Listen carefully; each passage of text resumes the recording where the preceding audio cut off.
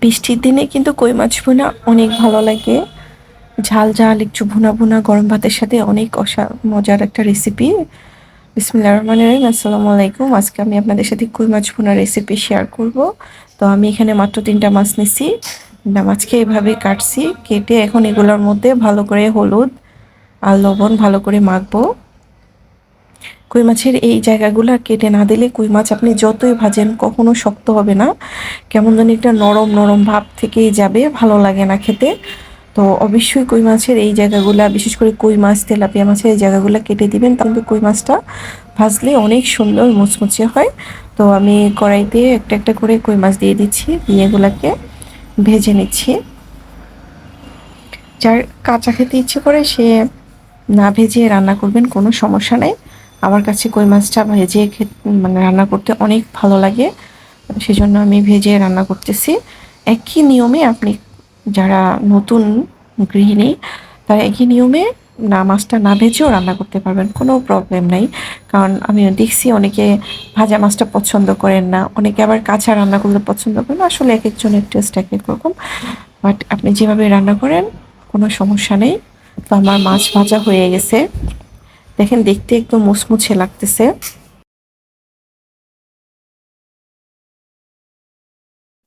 আমি যেই তেলের মধ্যে মাছ ভাজছি সেই তেলের মধ্যে এখন পেঁয়াজ কাঁচামরিচ দিয়ে দিচ্ছি পরিমাণ মতো।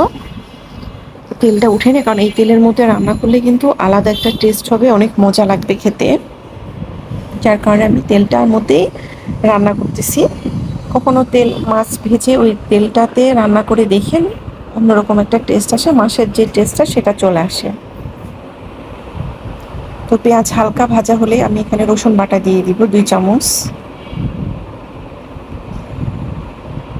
আপনারা টেবিল চা চামচের 1 চামচ 1 চামচ করে 2 চামচ, আমার চামচটা যেহেতু বড় আমি 2 চামচ নিয়েছি, কারণ মাছের সাথে রসুন বাটা না দিলে মাছের যে গন্ধ থাকে সেটা দেখা যাচ্ছে খাওয়ার সময় লাগে, তখন ভালো লাগে না। এজন্যই আমি মাছের মধ্যে রসুন বাটা ইউজ করি। আপনারা যদি না খাইতে চান স্কিপ করতে পারেন, কোনো সমস্যা নেই। এখন 2 টেবিল চামচ হলুদ গুঁড়ো, 2 টেবিল চামচ মরিচ গুঁড়ো দিয়ে দিলাম।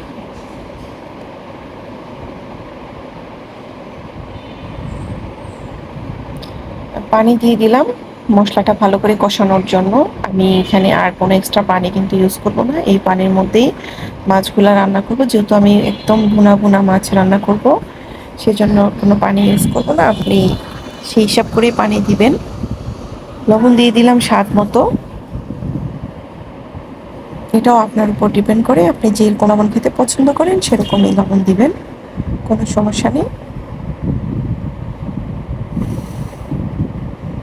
আমার মশলা কষানো হয়ে গেছে, দেখতে পাচ্ছেন তেলগুলো উপরে উঠে আসছে। আমি এখন একে একে মাছগুলা দিয়ে দিব, দিয়ে এগুলাকে ভালো করে নেড়ে ছেড়ে দিব। এটা একেবারেই ভুনা, আপনারা যদি ঝোল দিতে চান তখন মানে এটার টেস্টটা হয়ে যাবে অন্যরকম। যেহেতু আমি ভুনা রান্না করব, গরম ভাতের সাথে খাবো, সেজন্য আমি আর কিছুতে পানি অ্যাড করব না, এটার ভিতরেই হবে। তেলটা যখন উপরে উঠে যাবে নামাই ফেলবো। তো আমার মাছের রেসিপি যদি ভালো লাগে অবশ্যই ট্রাই করবেন, ইনশাল্লাহ আশা করি অনেক ভালো লাগবে। তো আমার সাথে থাকার জন্য এতক্ষণ আপনাদেরকে অনেক অনেক ধন্যবাদ। আল্লাহ হাফেজ।